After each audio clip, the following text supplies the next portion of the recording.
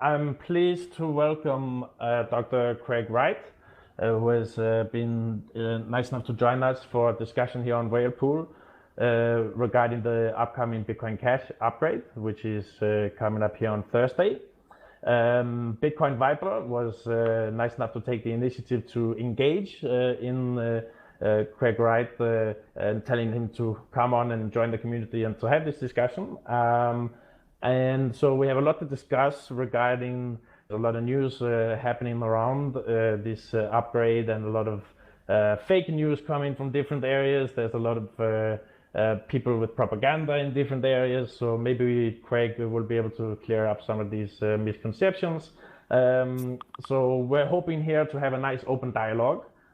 We don't want to have unconstructive trolling, we don't want to have any kind of abuse or any stupid things. So let's have a nice civilized discussion. And so let me hand it over to Viper, who has set up this conversation, and he can begin the dialogue. Viper, take it from here. Thank you, Swapman, and Craig, welcome to WhalePool. Just start off by telling us a bit about yourself, maybe, and specifically about your life before you got into, or before Bitcoin. Where do you want to start? I mean, I'm an old bugger, so it goes back a long way. Well, you're very accomplished. You've got a lot of degrees, but just about maybe how your life was before Bitcoin and how it's changed since. Well, I spent a little bit of time in the military. I was not exactly rich, so I was one of these people who were dumb enough to actually join up because the government would help pay for my things, and then I left and did other sort of bits and pieces all over the place after that. I haven't actually stopped studying. I like study, so one degree after another, but usually they overlap. I worked in the Australian Stock Exchange for a while, then I started my own company.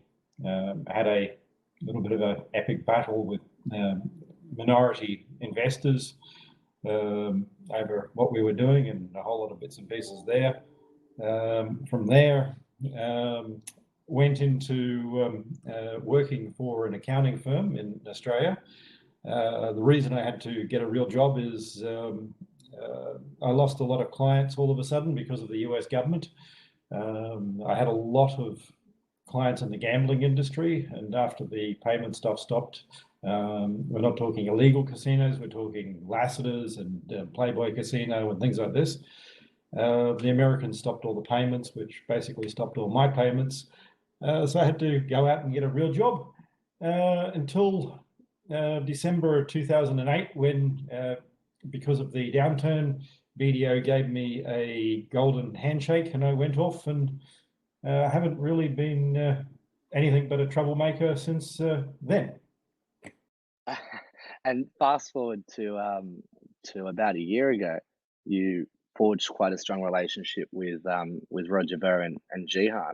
Can you tell us a bit about how that relationship came to be, and what sort of things changed that sort of developed into how that relationship is now? Well, I didn't really form a strong relationship with Jihan. With Bitmain and Jihan, I approached them a little over a year ago, and I talked to Jihan about 15 months ago about building a pool like we've done now. The idea being to stop SegWit and scale BTC. So we were planning on doing that, and we unfortunately were stupid enough to trust Jihan, and that resulted in him undercutting us, and from there we have the split. Roger, on the other hand, Roger, if he wants to support free money, as in sound money that is available to the world, good. But you don't do that by allowing illegal constructs to be built into money.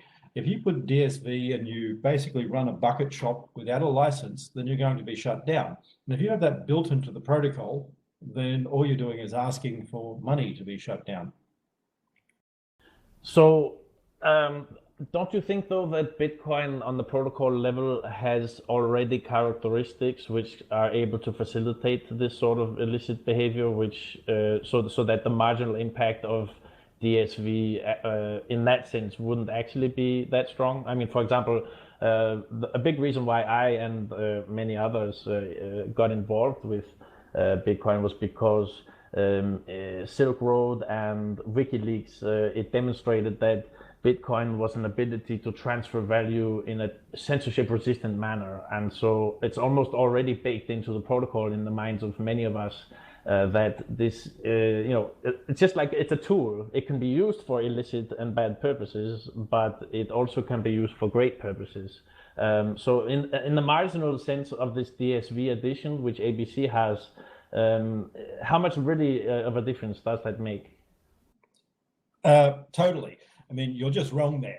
The problem you're saying is that cash and whatever else is unstoppable in Silk Road, etc. Except that's utterly wrong.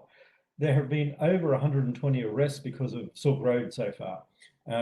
Basically, as a form of drug trading and whatever else, Bitcoin is shit. It is an immutable ledger that is admissible in court, and the court's starting to realize that. And you can actually go back and trace through everyone who's been doing things. So as far as it works as legal money, Bitcoin is actually within the law in every single country. Silk Road was probably, in my opinion, the worst thing that ever happened to Bitcoin. I think if we didn't have Silk Road, we would have had banks and large institutions using it the same way that they were using e-gold and other things. Deutsche Bank was an early adopter of some of the coins back in the 90s. And if we'd seen that, we would have been years ahead. Silk Road set us back for nothing. So going back to the point you made about Roger and Jihan, your major issue with them on how Bitcoin Cash forked off was that they included replay protection, and your stance was that no, it should have been no replay protection. It should have been the hash war should have been then at that point. Is that correct? There should have been no replay protection, and they also undercut us with miners. So basically, you're looking at this idea that miners were sold a whole lot of lies. They were told that they would never, ever sort of get things sold from Jihan again. The 03 January 2009 Chancellor on the brink of second bailout. Well, if you actually read the article, you'll find out that you should read more than the headline. Banks are actually not the problem, and Bitcoin is not a bank.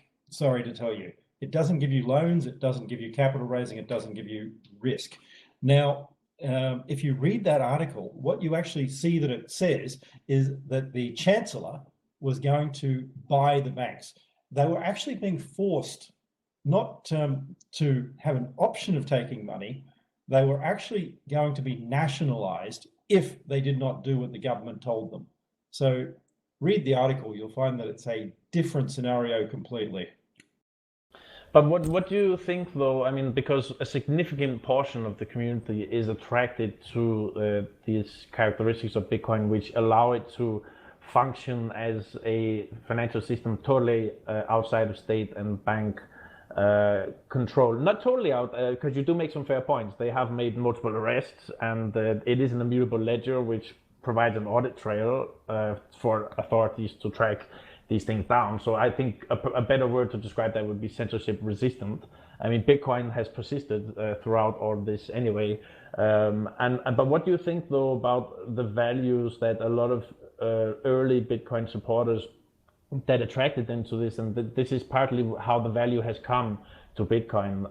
Do you feel like these guys are misguided, or that they can sort of coexist with your vision of how it's supposed to be used? It's money. At the end of the day, money is neutral. Now, we're going to have people using it for everything from drug deals to donating to children's charities.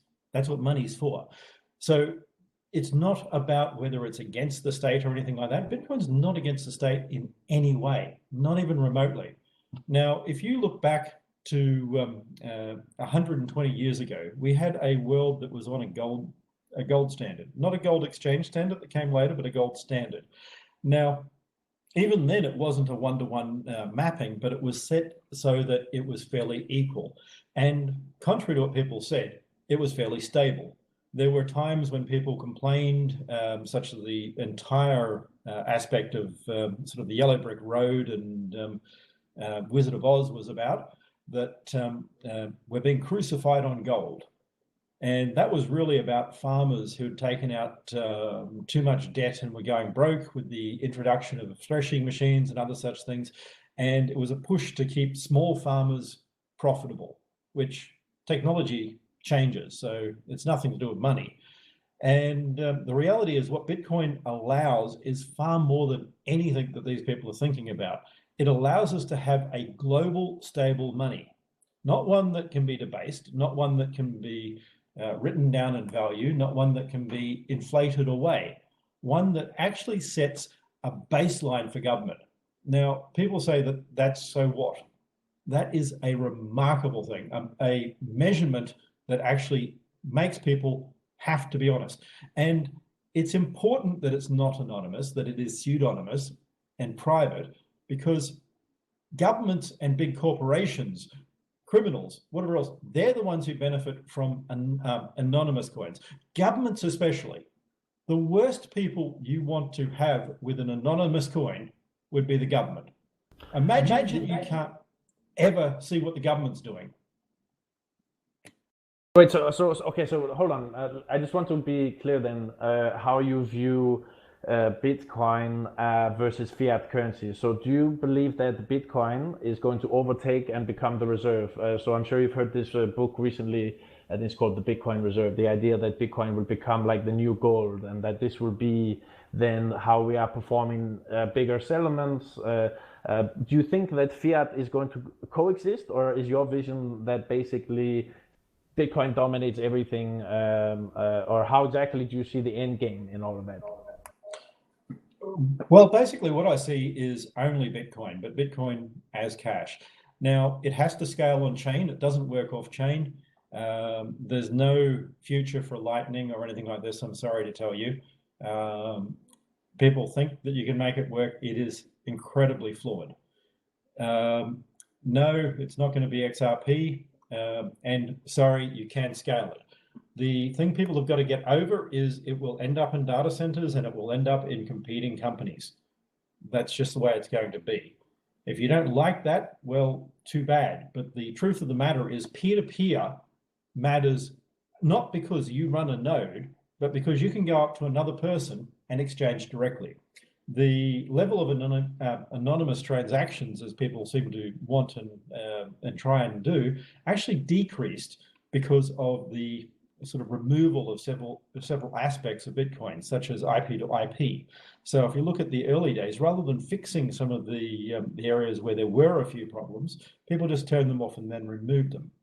So you can go on XRP has more use cases than other whatever else, except I actually know what XRP is. Don't worry. It's flawed. It's just an old database. So say in the background, whatever you want, except the truth of the matter is very few people have yet figured out what Bitcoin even is.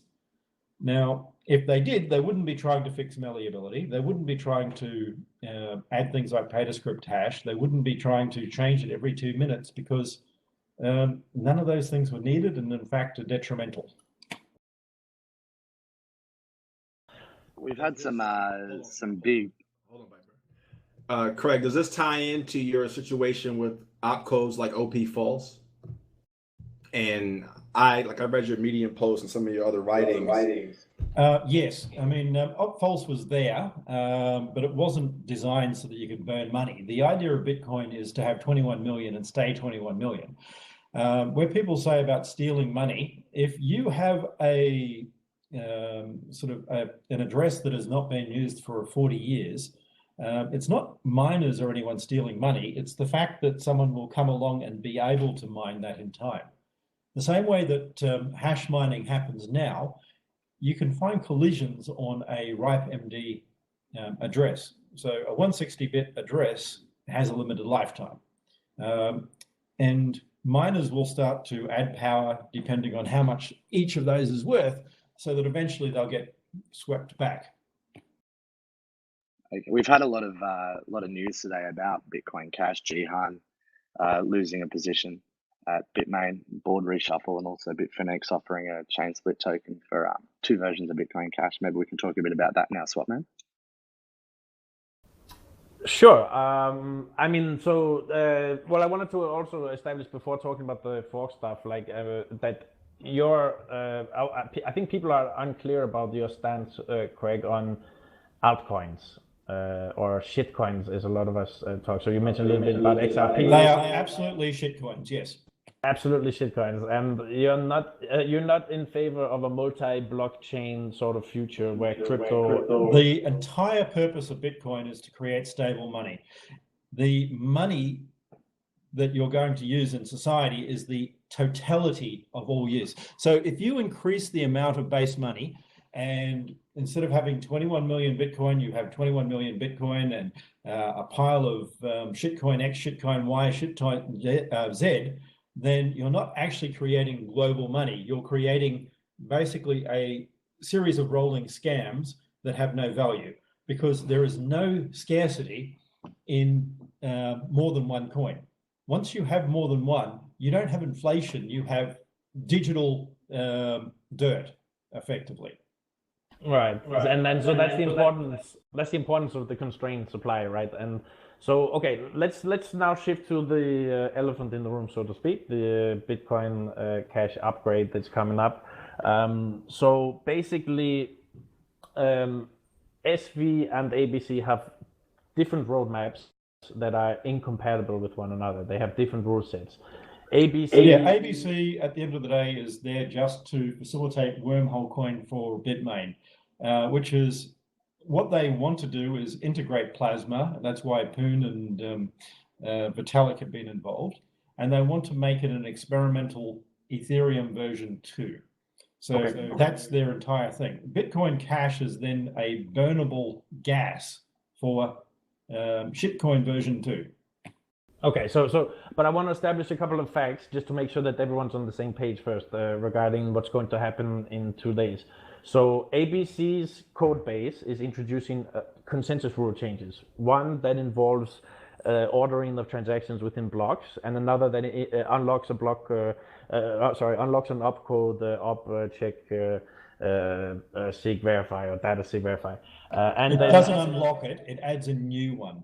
Okay, so it adds a new one. Okay, and then what SV is doing is introducing new rules which are incompatible, which will unlock opcodes. Not new up. You're not going to introduce new opcodes, but you're going to unlock existing opcodes. Is that correct? Which ABC were planning to do anyway. So that's actually on the ABC roadmap.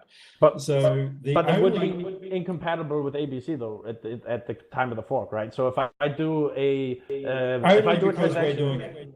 Yeah. So if I do a transaction that has op invert, for example, one of these that you're going to unlock, it will not be valid on the ABC chain, but it will be valid on SV's chain, correct? Yes. So, and what you've been saying recently is that anyone who's doing this data sig verify splitting, those guys are at risk, right? They are definitely at risk. We have more hash power. We're not like many pools in the past. We don't flip. We're not going to flip back and forwards. The only reason we're here is Bitcoin Cash. We are here for the long term. So we're not like most pools. Most pools vary depending on how much profit there is. We don't. So okay, but so when you're against people splitting using data sig verify so that they are putting them on the ABC chain. But are you in principle against people splitting by propagating transactions which will only be valid with SV's new consensus rules? Yes, I'm against anyone splitting off at all. There is no replay protection here, and if ABC split off, they're going to find a world of pain. But what I mean is, SV is splitting off from the current chain, correct? There's new consensus. No, we are. what people haven't been told is there was a built-in hard fork by our shitlord that was a rather stupid thing making this happen. And in the original consensus group was meant to be op-mol and op-invert, etc. That was actually agreed months ago. The only reason they're taking it out of ABC is because just to be different from us. But what I mean is the current chain that we are currently on, which is both SV and ABC currently already on. The current chain has to end. They've actually put a kill switch in there. If it's not forked, it dies. Yeah. So SV will be splitting. SV will be forking to a chain that has new rules, including op-invert and etc. etc. So if I want to protect my coins on that chain, are you against, in the same vein that you are against DSV for splitting on ABC, are you against people splitting on the Bitcoin SV chain?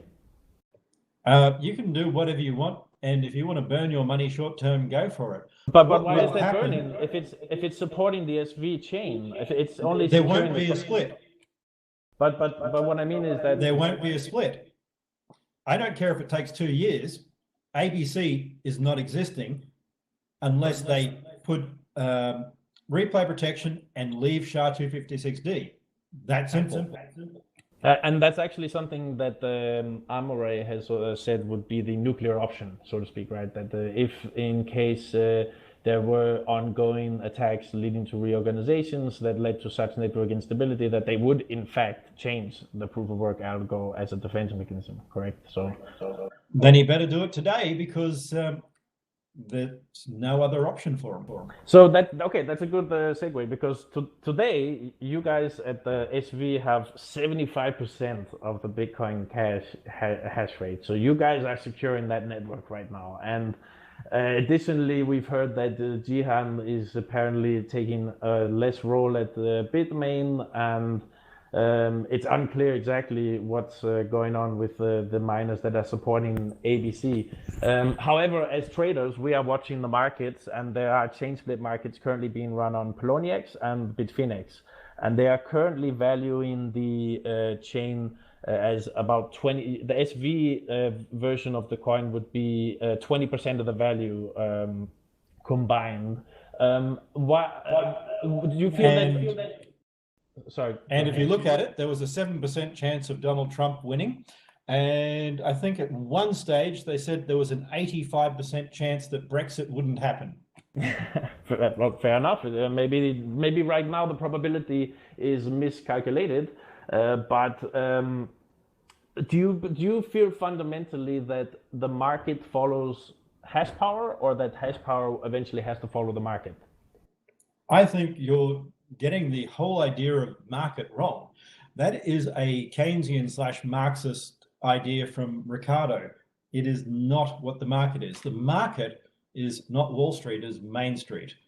The concept of the market being the just the margin there is a bad implementation of marginality theory, which was actually derived from a misinterpretation of some of the works like von Berberk, because when Keynes actually tried to decipher some of the works of the Austrians, he didn't speak German, and he didn't bother to actually get a proper one. So Keynes actually made a whole lot of criticisms and whatever else, and called these things the market when they weren't.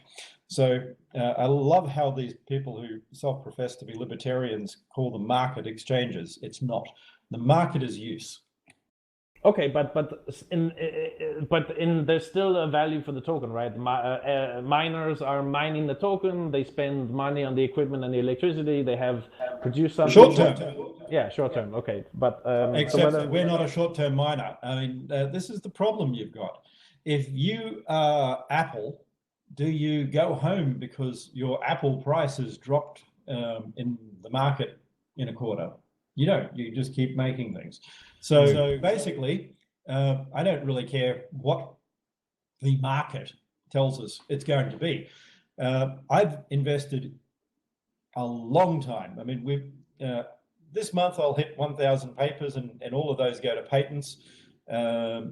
We have more patents now than IBM and all the banks combined in the process, some of which you guys have no idea what the hell's coming. So you can go patent shit all you want, except this is how the real world works. The internet, but don't you support? There's over 1.3 million patents on the internet now. SendMail is patented. But don't you support open source development so that everyone can share knowledge and build upon each other's? Like, we're building on the shoulders of giants. Like, why should there be state involved? It is. So SendMail is open source.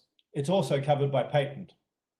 But it's so there's a difference between sort of a protective patent, so utilizing the state in a way to protect. Not really. Stop using the state. I mean, all that bloody Marxist, the state bullshit gets annoying and tired. Now, basically, if you try and use SendMail on the internet, you can. If you use it on Linux, it's free, it's included. If you decide you want to use SendMail and take it like Microsoft did and build a platform like they originally did, doing mail outside of the base protocol in the internet, you pay for it. So we're doing the same thing. If you build on top of Bitcoin Cash, go for it. If you want to create on XRP, then pay us money. Okay, fair enough. So let's go back to the upgrade discussion. So most exchanges have made announcements that indicate support for ABC, despite the fact that SV is dominating the hash rate currently.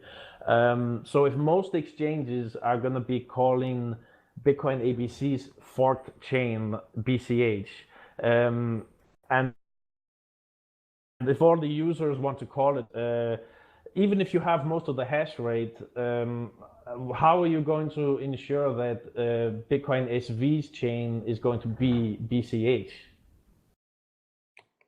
There won't be ABC. But and when you say that, you mean you're going to have you're going to perform reorganization attacks, 51% attacks against. It won't exist.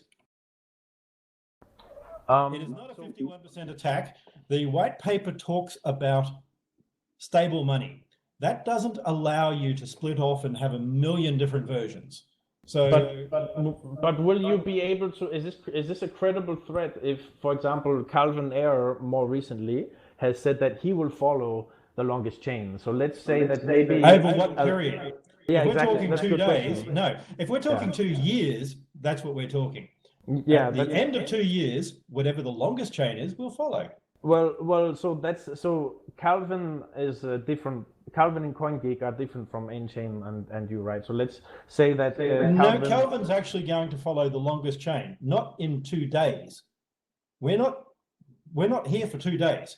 We're long term. When he says the longest chain, we mean at the end of this. Okay, so let's play a thought game. Let's say that Jihan diverts a lot of his BTC hash rate over to BCH, and suddenly instead of Jihan doesn't have a lot of BTC hash rate. He has pools. Okay, but let's just play the thought experiment that a lot of the BTC hash rate moves over to BCH, and suddenly ABC has 90% of the hash rate, and then Calvin says, okay, you know what? That's the longest chain. So ABC's block height is going to exceed. ABC's block height will significantly exceed SV's block height, and then Calvin is going to then move over to ABC, and then all the exchanges are supporting ABC. No, we won't.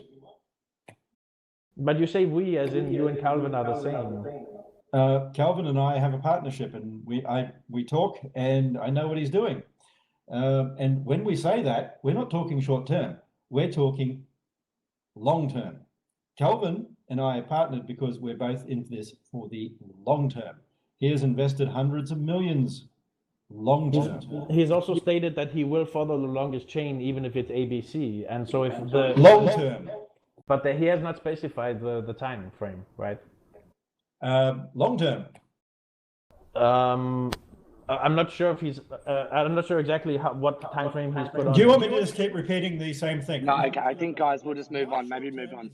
Okay. So. Sorry, my apologies. We'll move on to something else. So one of the suggestions that short term is 5 years. Get over it. Move on. Okay. Yeah. Okay, that's fair. So some people are proposing an anti-split procedure, and I'm not sure what you think about this, but the idea is that they perform transactions. ABC don't get to survive. The end. So you're not in favor of the anti-split procedure by Ryan? I don't really care what people do on ABC chain. It's ending. Yeah. In good riddance. Okay. You say how much hash rate we pulled out. You don't know how much we still have. And you know who the biggest buyer of Bitmains was? Our group. So have a nice day. Yeah, Shot, do you have any questions for Craig? Of course. But more importantly, when chains split, Craig, we could look at it from the point of view that, essentially a dollar. It's not splitting. Forking, we understand what the economics are, though. Yeah, I'm not even talking about with ABC right now. I don't really care what you guys think will happen. We are not allowing a split. I agree with you. I'm not arguing. We're on board with that. But sorry, Craig. But can we establish a basic technical fact here? Like the current chain, both ABC and SV are adopting new consensus rules which will divert from the current chain. That's a split. Okay, you're going to learn how hash. Yeah, sorry, Craig. You mentioned earlier.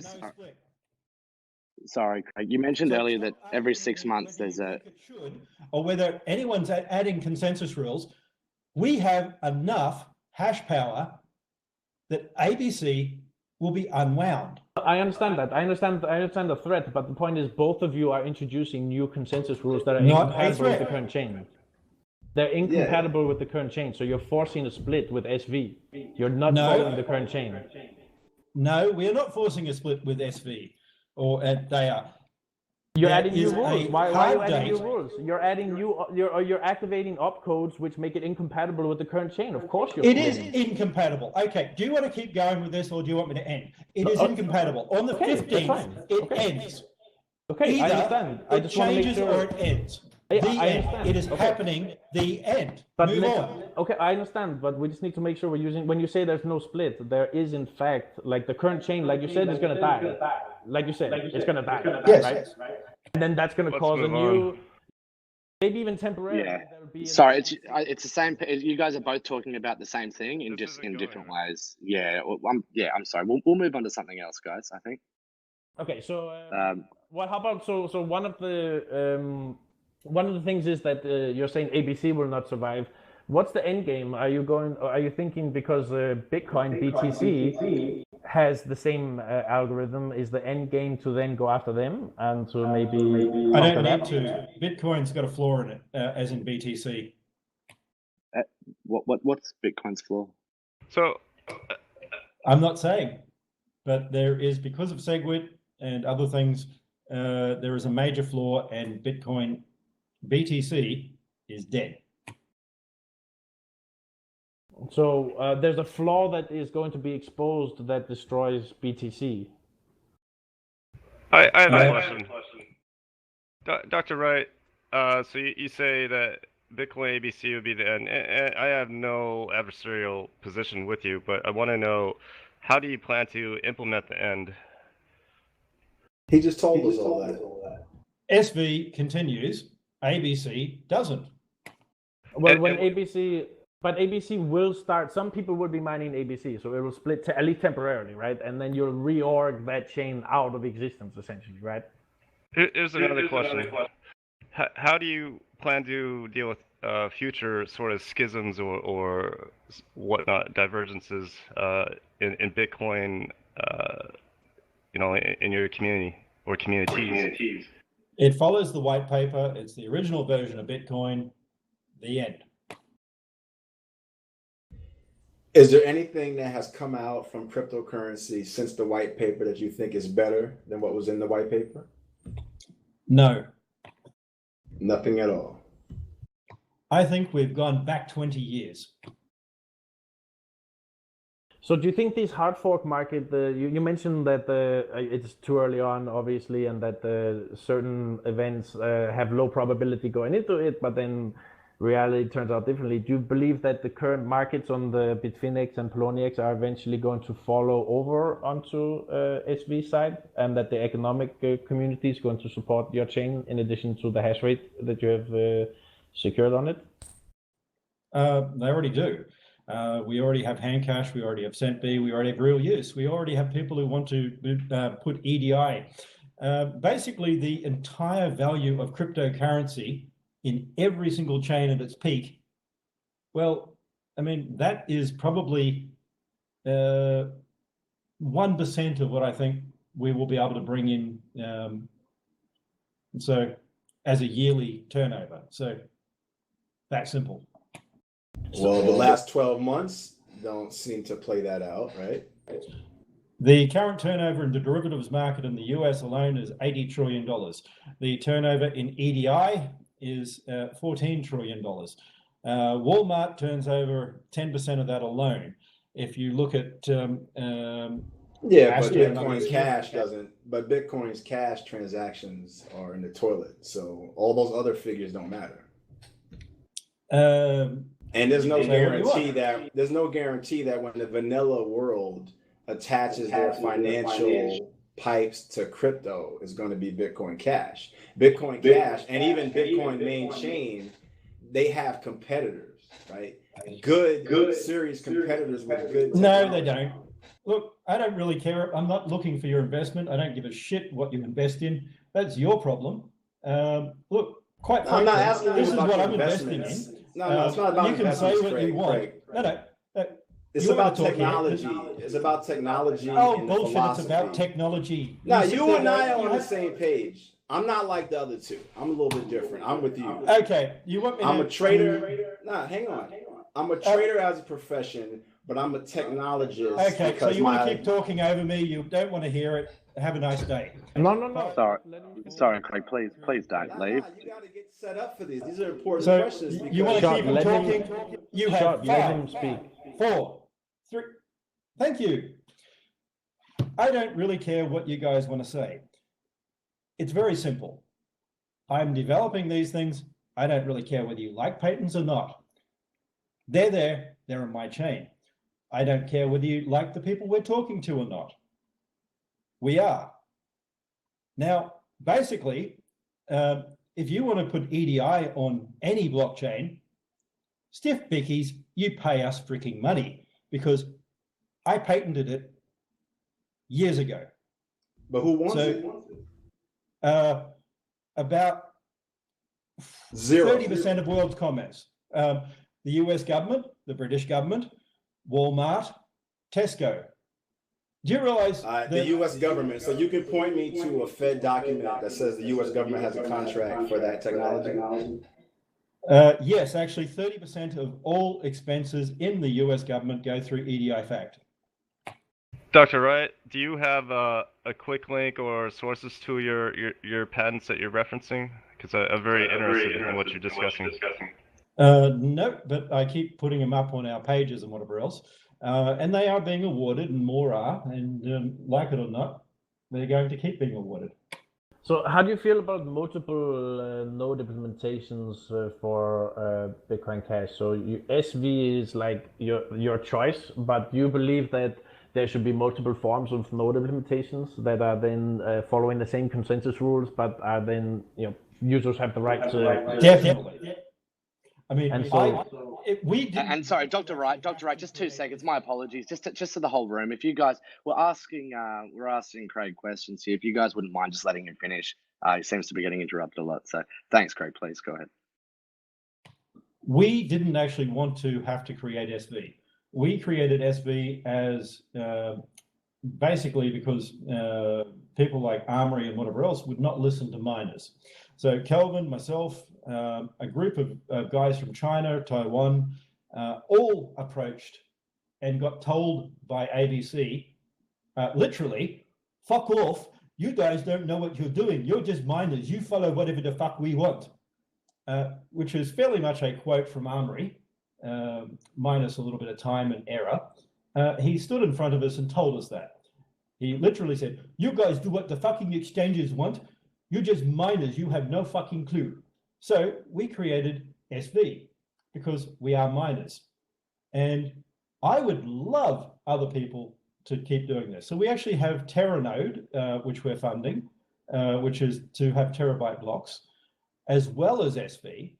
And like every other businessman on earth, if someone would have done this without me paying for it and without the team and without other people like Calvin putting money in, great. I would have loved people to have done this without us having to pay for it. I would love other people to do things without us having to pay for it. I mean, what businessman doesn't want freebies? So could you tell us, recently there were a few 32 megabyte blocks mined on the network, and there's a... Which were ours. Yeah, and the Bitcoin Unlimited nodes apparently didn't handle it too well. Could you comment a bit about what this demonstrated? And because some people might be concerned that this indicates that larger blocks might be more unstable. Could you comment a bit on that? No, larger blocks are unstable if you run ABC or BU. That's because they sat there going, oh, you can't do this, and argued with us rather than actually fixing things. Okay, so to mining these blocks was more of a demonstration, basically to say these guys don't know what they're doing, but we do, or... No, it's to show that it scales. To actually have valid applications that people want to use, we're going to have to get a lot larger than just 128. People don't seem to realize how little that is. I mean, the reality is if you're Facebook, you're transmitting exabytes worth of data, and we're sitting here bitching about megabytes. So what do you recommend to the average BCH holder right now? They're scared about this upgrade having a lot of instability. There's going to be chain splits temporarily that resolve themselves, this and that. What sort of advice would you give to Joe Schmo, who's got an investment in BCH? He just wants to protect his private keys. When does he feel safe to actually transact again? Like, do you have any guidance for any users out there or exchanges about the best way to handle this? Keep to basic, simple transactions. If you want to experiment with script, that's fine, but know that it's risky. Now, if you're doing something that is supported on all the chains, then you should be okay. The problem is going to come because you have a group of assholes who are actively trying to send dust around and split chains. And I'll say it quite simply, assholes. Because if you're actively sending dust to try and wreck people's money, you're an asshole. You're shitting on people. Now, the reality is the fact that there's a hash war should not matter to the user, apart from people actively trying to make it, to break people's transactions. I mean, after this happens, we've already been talking to lawyers and whatever else. People who are actively doing that from exchanges, I'm going to help fund bloody class actions against these people, because that's a form of, I mean, that's a tortious act. There's negligence, there's everything else, and these people doing that should be taken down and taught a lesson.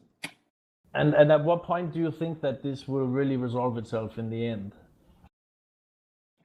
Well, we're not stopping. I mean, people will be uncertain and think that I'm bluffing and that we're not going to keep this going as long as we need to make the chain win.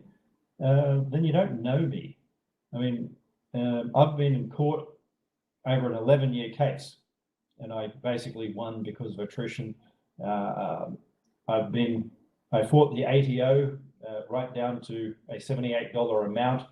It ended up with more money back than was claimed. I'm one of these evil people who never let go of things that I believe are right. Okay, I think Craig's got another interview in about 12 minutes, guys, so we'll do 3 more questions. Swapman?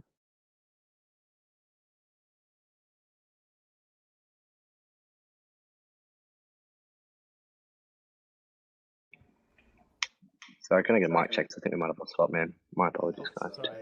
The show on. Yes, Yeah, we're good. We're good. Actually, was on things because he had a Bodog company that had money in gambling, and yes, he got away with that because he didn't do anything illegal. He had basically someone signed up as an American, as a foreign person with dual citizenship to catch him in a sting, which they did. He wasn't taking American sign-ups at the time, and they purposely did it so that they would get him. So yes, that's Kelvin's thing. So, but you feel like that's at odds with some of the positions you've taken regarding not wanting Bitcoin to be utilized in sort of illicit activities, or? He wasn't a criminal. I mean, all of that has closed now. Right. They went after him for years, and it turns out they were wrong. So that's simple. Yeah, fair enough. I mean, so how closely? I mean, because I still, when I read Calvin's latest post, he seems like he's in the Panama Papers. So am I. So is the current PM. So is the last PM of the UK. So is the current tax commissioner in Australia. So is the last one. You're in the Panama Papers because you own a company in Panama. I own three. It doesn't mean I'm doing tax fraud. It means I own a company in Panama. Yeah, there's literally nothing wrong with owning entities offshore. Like that's not illicit or illegal. So you're a money launderer because you have millions. He wasn't an American. He's not an American. He doesn't go to America. I don't go to America. I don't step foot in the US anymore. I go to Canada and other places. Kelvin's Canadian. Now, saying he is evading tax in the US, for what? He's not American. He doesn't live in America. He doesn't trade in America. He doesn't have business in America. So stop this bullshit here. Yeah, and actually, in general, here we are very sympathetic with that, keeping away from U.S. nexus. We feel like the U.S. Laws in general are ridiculous. They act like they're an empire and have global jurisdiction over everything. So we're very much sympathetic to at least that aspect of things. Well, that's why I don't travel there anymore. I mean, it's a total nightmare. Yeah, I mean, it's really bad. I mean, all it takes is a stopover flight in the U.S. and they get you on some stupid technicality. I know. I mean, I used to do work with Sporting Bet, and I remember one day I came in and everyone was absolutely silent, and I found out the CEO had been arrested on a stopover, basically in New York or something like that, when he was traveling to Canada, and they did the whole you sign up or we don't let you go bit. Yeah, it's just so ridiculous. But I guess their power in general is waning, right? So they'll be less and less able to do such things. So I'm thinking more about how long you're saying that this can go on for years. But when I look at Calvin's more recent discussions where he says that he'll follow the longest chain, and you say like long term, he hasn't specified, I don't think, the number of days or whatever, because exactly, and I keep saying the same thing. Yeah, and we're not doing 2-day bursts. The longest chain is the longest chain at the end. When attrition happens and when everyone quits, that's the longest chain. Yeah. I mean, but in a normal Nakamoto consensus, it's because the consensus rules are the same and the longest chain wins. No, that's not the normal Nakamoto. I mean, I love the way people keep deciding what they think it is. It's not really what it is, and it's there to keep the system the same. It's not there to add shit to. It's not there to change it, because it is designed as it originally goes back to set in stone 0.1. The rules of the game are there. You play by them, because if you change the rules of the game, you're dishonest. I have a question. Is there any parts of the game that we do not know of that you might be able to hint to? The system, so to speak. Well, I have been. I mean, I've been saying how it's actually Turing complete in some ways, which people are now saying, oh, but that's only a total Turing machine, which actually does anything. It doesn't need to be infinite, because if you read what Turing says, it is a calculator. A calculator in Turing's time was a person. There is no such thing as an infinite Turing machine. that is an oxymoron that many people have grabbed. What about advanced Turing machines? What? All Turing machines are functionally equivalent. The bit you're talking about is efficiency. Now, where people go wrong is thinking that you need to have lots and lots of machines running things. You can have two oracles compute any function without knowledge of the other securely. And that's actually very efficient. So you don't need to do this Ethereum bullshit where every single node runs things. It's actually, you can't actually do that sort of sharding. It's already been mathematically demonstrated. What you can do is have three parties, two oracles and a controller. Now, the issue comes down if you look at some of these other people saying, oh, but someone knows. Yes, you do. You're the controller. So you can issue one set of commands to one oracle, another set of commands to another oracle, and combine them. And that's all you need to actually have a completely secure, totally distributed system with two oracles. Sorry, I'm just going to jump in here real quick. A few questions I'm reading in the box. Craig, is there any way that you and Roger and Jihan would potentially make up? What would that look like? Jihan, not a hope in hell. The guy stabbed me in the back and I don't trust him. Roger, if Roger wants to support neutral, honest money, then I'm happy to have it. I'm not going to stop anyone coming and supporting Bitcoin and getting it out to the world. What I won't allow is this concept of building in systems so that you can have Silk Road in Bitcoin, that you can have bucket shops in Bitcoin, that you can do all these things in Bitcoin. Because as you've already just seen in the last couple of weeks, the SEC have already said, which I could have told you ages ago, that a smart contract is nothing special. The people developing the smart contract are still people. Yeah. Would you be able to tell us about maybe how Jihan stabbed you in the back? I don't know if that's a personal thing. Would you be able to? That goes back to the bit I hinted at before all this. Back over 15 months ago, we talked and we went over all our plans and whatever else to scale Bitcoin, make it happen. We would have been arguing about 32 meg blocks on BTC if it wasn't for this. Because what then happened was he went to miners and he basically said, you follow this guy and we don't sell anymore. But this guy has 1 million plus BCH, right? Like he's heavily invested in the Bitcoin Cash. So only so he has Wormhole. The truth of the matter is he needs them for burning his gas and plasma project that they have. So yeah, basically you think he's trying to turn BCH into Ethereum, right? I don't think. I've actually seen the document. Plasma is not working yet, though. Yes, I know. It doesn't mean they're not going to stop trying to build Wormhole. They're already burning Wormhole with the theory that they will get plasma working. Right.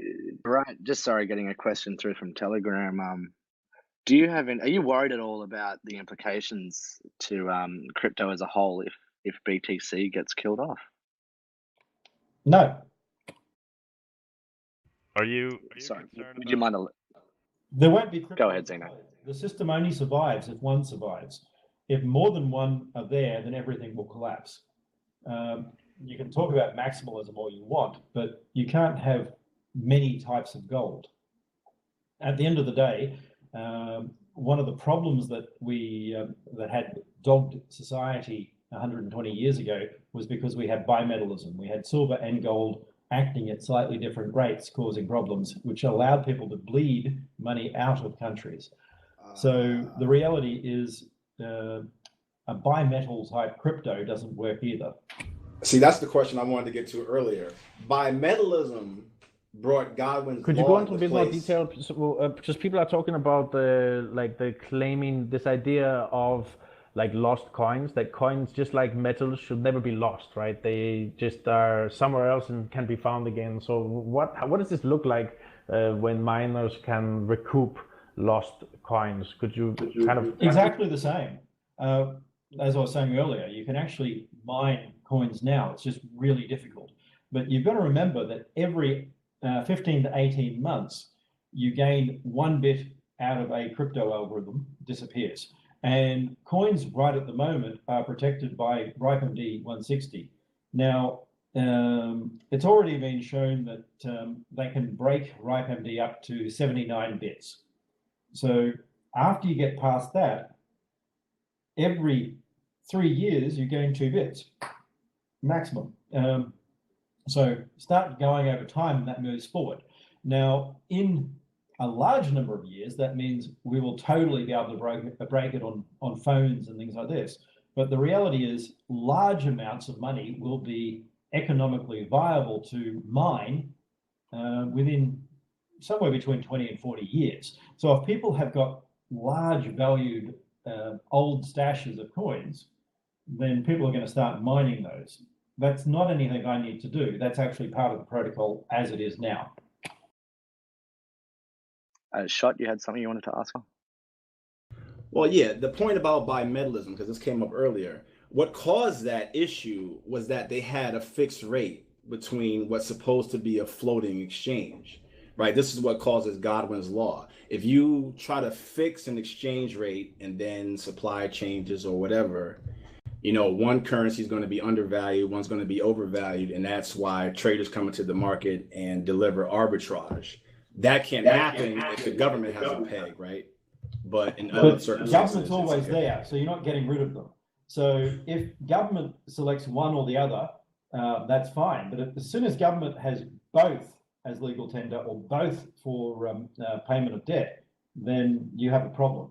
Because no, you can have both. You just can't have them pegged to each other. You can have them float against each other.